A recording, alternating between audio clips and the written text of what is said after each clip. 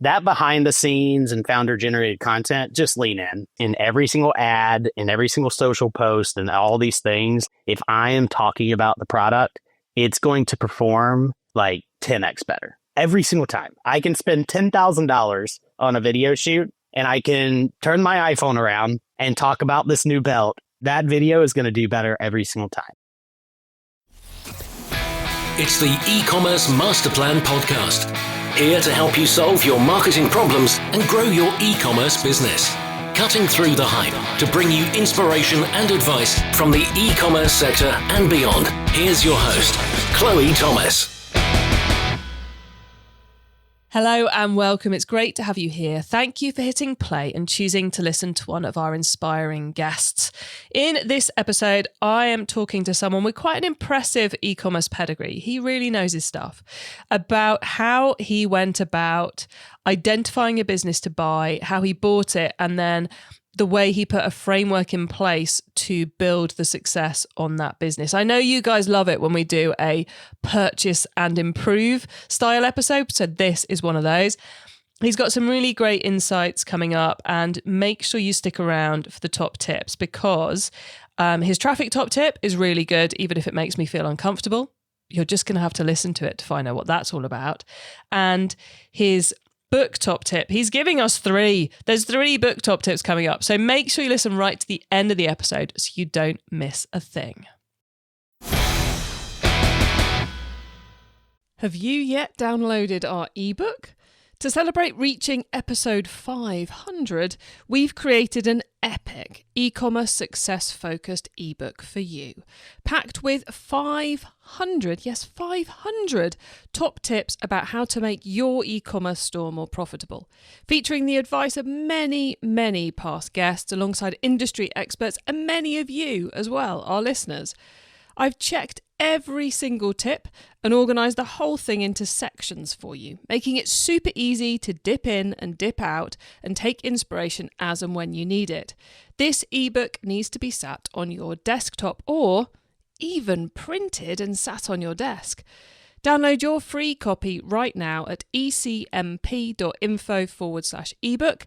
Get 2024's most valuable e-commerce ebook now, ecmp.info/ebook. And now to introduce our special guest. J.M. Craddock is the CEO and owner of Matera, a belt brand focused on creating artisanal products that last.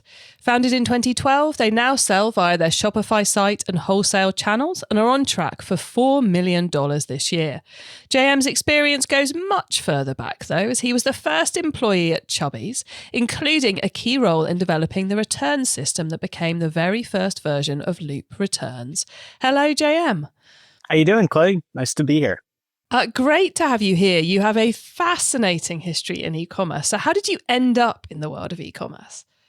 Yeah, it's an interesting question. I was in school at college in South Carolina here in the States, and somehow my name ended up on a list of folks for the brand's Chubbies when these guys just started the brand for like the first ambassadors of the company. As they were starting, they were just taking shorts. If folks don't know, Chubbies is a U.S. brand that sells men's shorts and swim trunks, and that's how they got started. And they are shorter shorts, a little bit louder, loud colors, definitely a good vibe that is connected to them.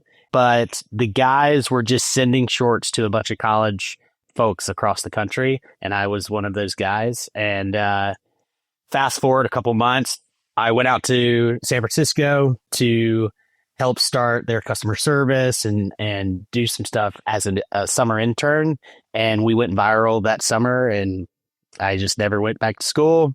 And just, fast forward 10 years, I know a little bit of things about e-commerce now. It's pretty crazy.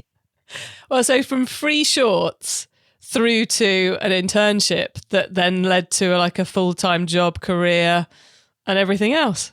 Yeah, that's it. That's the short story of it. It was a little bit of time in there for sure. Who knew that ambassador program could lead so far? Very cool. Yeah. I'm from a small town too, so like it's not something that people don't go to the big city of San Francisco from where I'm from, and so it was interesting for sure.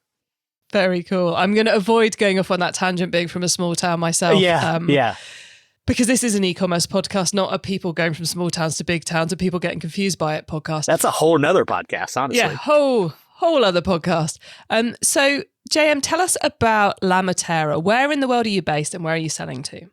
So we're based just outside of Austin, Texas, in the Texas Hill Country. The town's called Spicewood. The reason we're based here is because 5 years ago, we moved from San Francisco to Texas, and my wife and I just wanted a little bit of space. And so we moved out here to the country, and we actually purchased the business. The business has been around since, around 2012, and we purchased the business 2 years ago. So we kind of like inherited everything, brought it out here. We have a warehouse that's 3 or 4 minutes from our house, and this is kind of where we operate out of.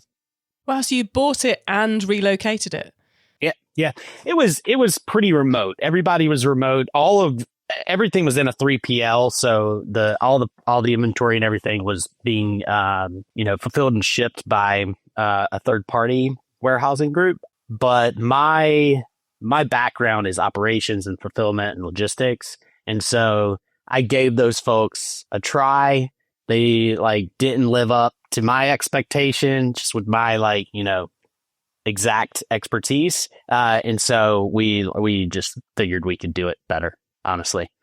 Well, and your products aren't big products. They don't take up a lot of space, do they? So actually they all fit in a fairly similar size space too. So the simplicity of the physical logistics of a warehouse is a lot simpler for you than it would be for many other businesses anyway. Certainly, yeah. And that was one of the findings after purchasing the company that I kind of came up with. I was like, belts are kind of the perfect product. It's they're low return rates because you can grow and shrink in your belts. They are easy to ship, easy to store. Yeah, all of the above is makes kind of a perfect product to sell. Yeah, they do. They tick a lot of those boxes of must go through the letterbox, must be low returns, must be not too trend driven. Yeah, very cool. So is that one of the reasons you decided to buy the business? Were you looking for a business to buy? I was looking, we were lucky enough to sell Chubbies back in 2021. We all made a little bit of cash with that, very fortunately. I parked up that and was planning on either starting a company or buying a company, and I knew I wanted to do that. In the meantime I was helping out some friends on the logistics and operations side at a big e-commerce company, ladies e-commerce company called Tuckernuck. I got to the end of 2022 and knew that it was time for me to kind of spread my wings and fly, and helped hire replacement, got everybody to a good spot. And then first week of March, departed from Tuckernuck. And then 2 weeks later, La Matera just popped up on a business brokerage site. And he was like, perfect timing, perfect situation. I had randomly already had a La Matera belt. They randomly followed me on Instagram. It was a bunch of things that popped up that was just kind of perfect for my kind of situation that I was trying to jump into. So 2 weeks into March and you spot the listing, and there's been all these dings going on around you as well. How long did it take until you actually got the keys, as it were? What did the due diligence process look like? Yeah, it was a fairly simple business because 94% of the business is all e-commerce, direct to consumer, and then 6-7% is wholesale. So fairly simple business, not a ton of assets, just inventory on hand. So it was a pretty quick due diligence process. The thing that took us a long time is we purchased the business with an SBA loan. And so in the States, there's a program called the Small Business Association that allows you to have a backed loan as a new business owner, and it's backed by the federal government. So the federal government kind of takes the risk off of the purchase from the bank. It's still, the loan goes through a bank, but it's just SBA backed. And so, in my opinion, I'm a huge champion of the SBA program because otherwise, first time business owners, it would be really hard to purchase a business like we did. But because it goes through the government, it's a full process. There are like many hoops and check boxes that you have to jump through and check. That is for sure. But I like the good thing about the hurdles of that thing is if you can get through it, that means you are very well trusted. And I think their default rate on an SBA loan is like sub 4% or 3% default rate. So they have like a pretty good hit rate. So if the federal government believes in you, you have a good chance to, be successful and keep going, So I guess it's kind of worth it on two fronts. One, you haven't got a personal guarantee hanging over you, and the risk of losing the house. There is a personal guarantee attached to it, unfortunately. Oh, really? Yeah, unfortunately there is. So you still got that, but you do get that benefit of going through with the extra level of due diligence that comes into it all. Yeah. It's like the government thinks I'm onto a winner here. Exactly. Yeah. They trust me. So maybe, there's something to this thing. Yeah, maybe there's something to this thing. Okay, cool. So your side of the due diligence was relatively straightforward because it's such a simple business, but then you had to wait to tick all the boxes to get the loan in place. So when did you get the keys? We got the keys end of June. So it's coming up on exactly 2 years. Wow. And so it was like 3-month process, which is actually pretty quick in the process.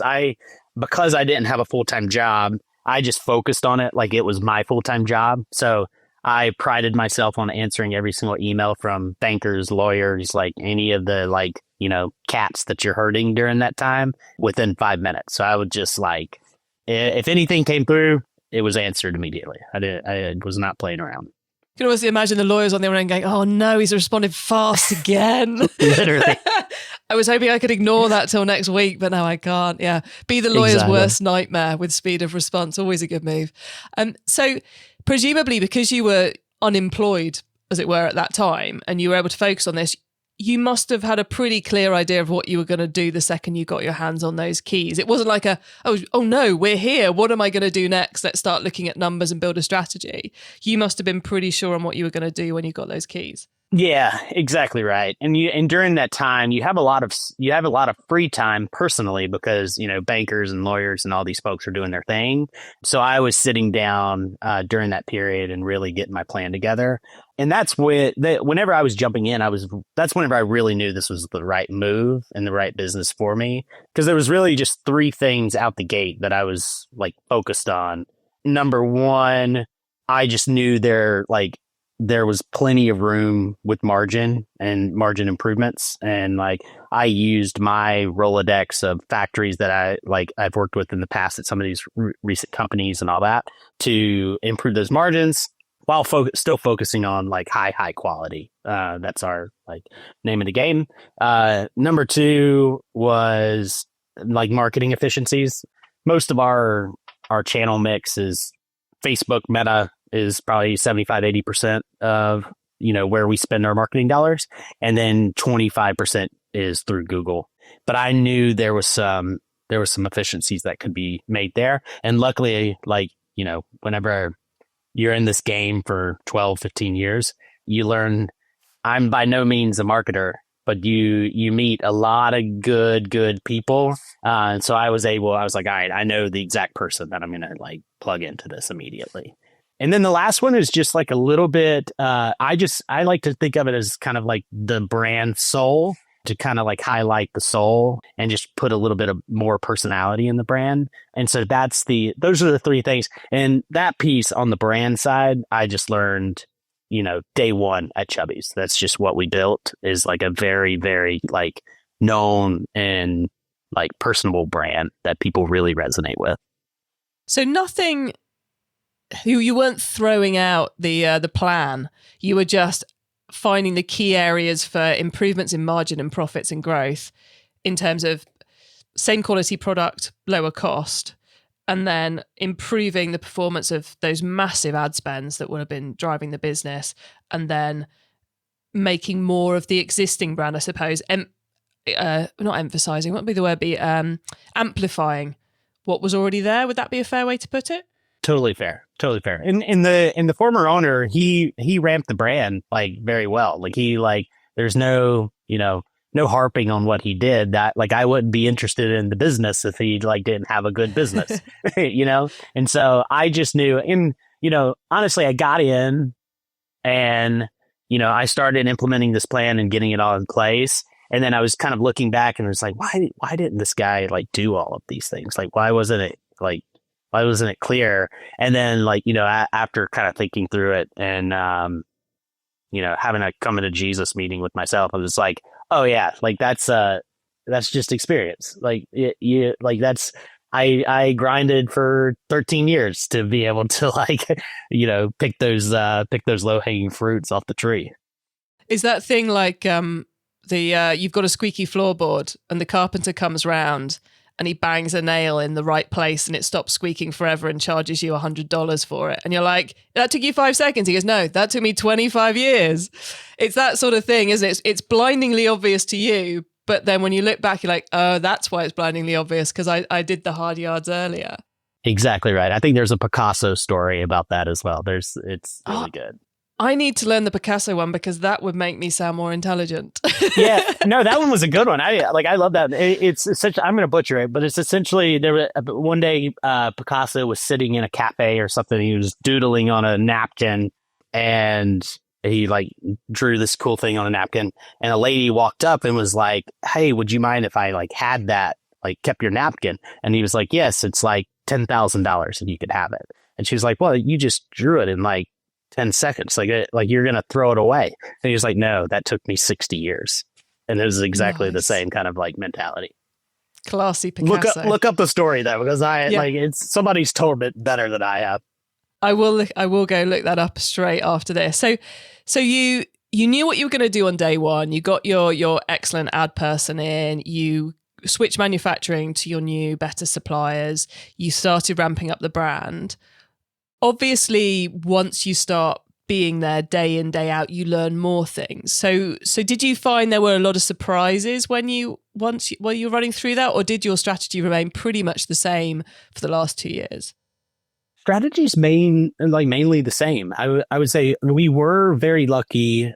We had a couple folks, one factory in Argentina that is Victor is my main point person down there, and he's the man. And that came along with the business, and we wouldn't be what we are today without him. And so there were a couple folks. We also had a marketing operations gal that is still in the business today.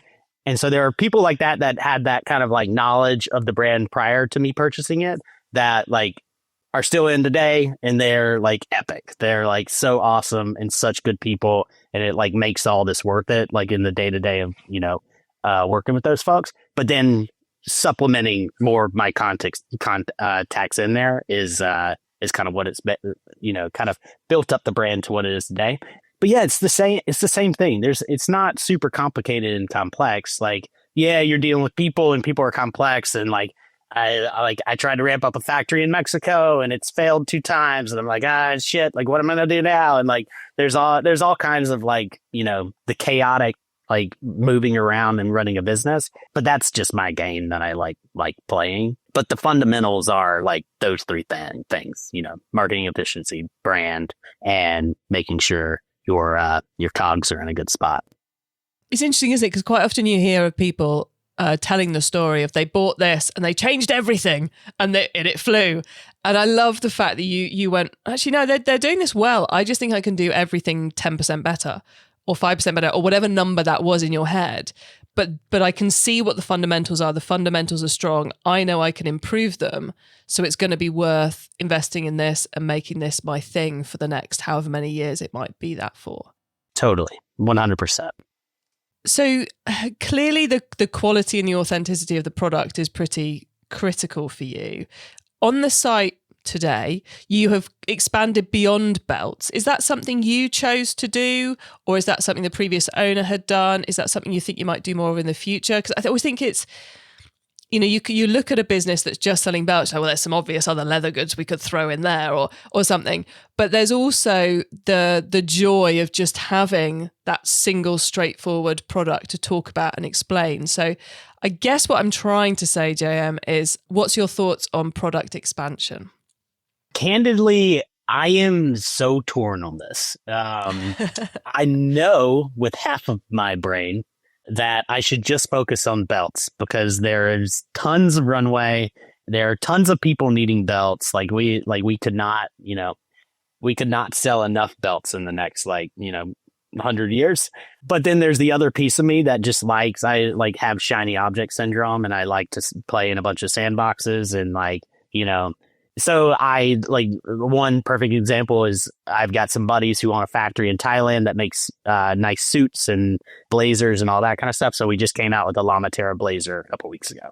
And so completely not leather goods, not the normal, but it's doing super well. So those types of kind of, random projects tell me that, anything that Matera is going to put out, our customer is going to resonate. It's going to resonate with them. And as long as we stay true to our core values, which is, authenticity and quality, like you mentioned, our folks are going to want to purchase anything Matera puts out because they know that they're going to get, a really, really good product.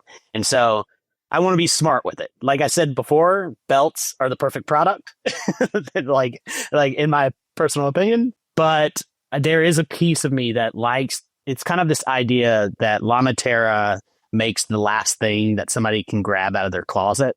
And so it's kind of that style differentiator. And so that's why I blazers, belts, I like kind of watch bands. I like maybe it's a hat of some sort or something like that. And it all kind of ties together. That's kind of my vision on it, at least. So we're unlikely to see you doing underwear or socks anytime soon on that basis. Yeah, probably not. Yeah, it's not as interesting. And I don't think I can make a well differentiated product that is worth putting the Matera brand on. There are underwear and sock makers out there that do it much better than I ever could. E-commerce Master Plan is supported by some of the greatest companies in the e-commerce sector. Here's a reminder of who they are. Have you yet downloaded our ebook? To celebrate reaching episode 500, we've created an epic e-commerce success-focused ebook for you, packed with 500 top tips about how to make your e-commerce store more profitable, featuring the advice of many, many past guests alongside industry experts and many of you as well, our listeners. I've checked every single tip and organised the whole thing into sections for you, making it super easy to dip in and dip out and take inspiration as and when you need it. This ebook needs to be sat on your desktop or even printed and sat on your desk. Download your free copy right now at ecmp.info/ebook. Get 2024's most valuable e-commerce ebook now, ecmp.info/ebook. It's time for the top tips round. Okay, it's time for the top tips round. And I love this section because it gives me and our listeners some really quick ideas for taking our businesses to the next level. So JM, are you ready for the top tips? I'm ready. Let's go. Okay, the book top tip. If everyone listening to this podcast agreed to take Friday off and read a book to make their business better, which book would you recommend? I was telling you before this, I had a really hard problem with this because I'm definitely a book nerd. I read some tangible books, but a lot of it's just audio books that go on in the background that I listen to all the time. So I can't say one, but I'm gonna keep it to three. The audience, if you could see the struggle on JM's face as he tries to get it down to three, this is real. Yeah, legitimately. I have a Notion doc that I like just all of my books that I've almost ever read. But here's my three. So Unreasonable Hospitality, I think as a brand owner focusing on customer, that's such a good book. It's by Will Guidara. He runs some high-end restaurants in New York City, and it's just like a wonderful book. I think I cried a couple times during it because I was so passionate about how like epically they are taking care of like their customers and stuff. So that's one that I always recommend. One that I've read two lately, and so that's why I mentioned these. One was Michael Dell's book, Play Nice But Win. it was cool to hear how passionate he is still to this day, just about the bare bones of what he does. And he's been that passionate since he was 13 or something like that. So that was a really good one. I read that 3 weeks ago for the first time. And one kind of random one that's popped up lately that I just got done reading, I don't know, 2 days ago, was called Don't Tell Me I Can't by Cole Summers. Cole is a farmer, or was a farmer. He started his farm as like a 6 or 7 year old. And he is like an insane businessman, like as a like kid. And it was like, he's from a very poor family. His dad was an injured veteran and all this stuff. He's got like this crazy story, but he was just picking up and like digesting everything from Warren Buffett as like a 7-year-old. And it's like, it was wild. Like, you know, unfortunately he like passed away in a freak accident like a couple years ago as a 14-year-old. But like what he did in like his 14 years of life it was insane. He was like, I was blown away. The audiobook is read by him. I think it's like an hour and a half long. So it's super quick read. But I like, after doing that, I was like, I'm getting chills right now just thinking about it. I was like, dude, this is crazy. Like, if my two girls can like grow up just with even a smidge of like, you know, his entrepreneurship mind, I would be like I'm going to be proud of them regardless, but I would be stoked. I'm going to have to go and check out that one in particular because it sounds like quite a quick read, which is always good, but it sounds like such an inspiring, mad story that, yeah. I couldn't recommend it more. It was great. I think you picked 3 great ones for us there, JM. So next up, the traffic top tip. Which marketing method do you either prize above all others or think it doesn't get the press it deserves? The one that I prize above all others is, how I'm going to say this is, I don't think I'm good at this, nor do I like doing it, but I think it's like insanely like beneficial for the business. And it's honestly just turning the camera around on yourself and doing founder generated content. I have, you know, badass photographers that do such cool content and lifestyle photo shoot and all this kind of stuff for Matera. And always in every single ad, in every single social post and all these things like that, where you're putting out your brand, if I am talking about the product, it's going to perform like 10x better every single time. I can spend $10,000 on a video shoot and I can turn my iPhone around and talk about this new belt, and that video is going to do better every single time. So that behind the scenes and founder generated content, just lean in. Like, you know, even if you think you're not good at it, I will do it. Honestly, I'll block off like 2 hours in the morning and I'll record the same video probably 25 times before I get one that I like am down for, because I just feel weird and awkward and like, I don't know what it is, but that's my thing. I was just like, just focus on it because people just, I mean, it goes back to that authenticity. People just want it. Wow. And I think many of us, and I include myself in this, who find creating that type of content difficult, you know, turning the phone around, talking to it, etc. Many of us would go, oh, right, it's done. Do the one take, get it over with, send it off to someone else to try and make it look good. But you actually spend 2 hours recording it again and again and again to get it right. Yeah, exactly right. Wow, that is some investment. It's clear why it pays off so well. Okay, the tool top tip, maybe a collaboration tool, a social media plugin, a phone app, or just a way of working. Is there a cool little tool you use that makes you and your team more efficient from day to day? I don't have anything like revolutionary here. I think my Notion doc of notes is kind of like my melting pot of ideas and business ideas and all kinds of random things for, you know, the last 15 years. So that thing, I use that most often. And then the other one is just like a messaging app like Slack that allows your team to be all in one place to see everything what's going on. Those are my two. Notion is, you know, my number one personally. Slack and any kind of other messaging app where you can kind of unite your team, especially if your team is like mine and remote. That's like invaluable. Love those two. Thank you. The carbon top tip. What's your favorite way to reduce the carbon footprint of an e-commerce store? Yeah, as I was thinking about this, I was like, you know, I don't really have a good answer for you. And I was like, you know, thinking that I needed to get better. We do things like we have some like green tags on our belts coming from a company called Greener Printer and things like that. But it's not super substantial. But as we were talking, I mean, you gave me this idea, honestly, the longevity of our product.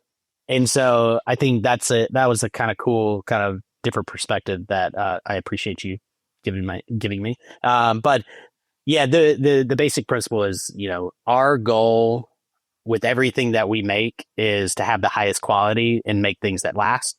And so we're not in the business of, hey, we're going to sell you a belt and we want you to come back and buy it. I would prefer you to buy a different belt in a different style, but you're not going to need to come back and buy that same belt, 2 years from now. Like it's a belt that is going to stick around, in so much so that we have a lifetime guarantee. Like if something messes up on it, or if anything is weird, you send it back to us. We'll either fix it if we can, or we'll send you another one, to replace it. And so I think that's kind of a, epic top tip that I'm going to keep in my hopper going forward. Well, my pleasure to have helped you with that one, but I think it's kind of like the biggest carbon impact of any e-commerce business is the products it creates. And the more those products get used, the lower the impact becomes. If you have a belt you wear once, that's a very high carbon impact. If you have a belt that you wear for 20 years and then pass on to your son, that's a very much lower carbon footprint, because it's had all that use of it and it hasn't ended in landfill. So long-lasting products definitely counts. JM, we are very nearly about to say goodbye. Before we do that, though, could you please let the listeners know where they can find you and your business on the web and social media? Yeah, I'm at lamatera.com, LAMATERA.com, and we're pretty much at Matera on all socials. So yeah, check us out. Easy as that, everyone. JM, thank you so much for coming on the show. It was really fascinating getting to talk and geek out about e-commerce with you. So thank you so much for being here. Thank you, Chloe. Appreciate you.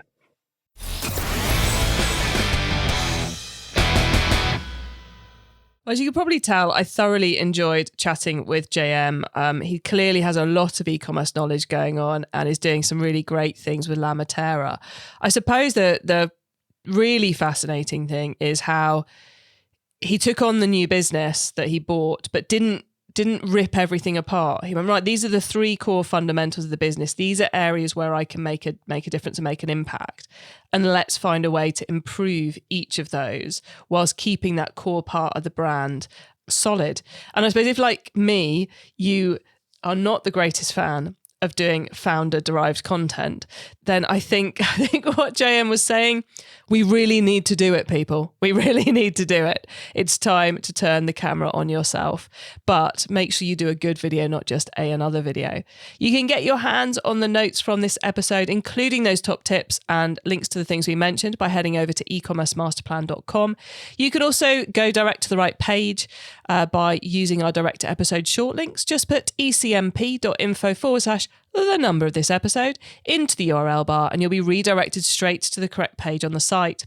When you get to the website, you can also add yourself to our email list so you don't miss out on any of the other things I share to help you improve your business.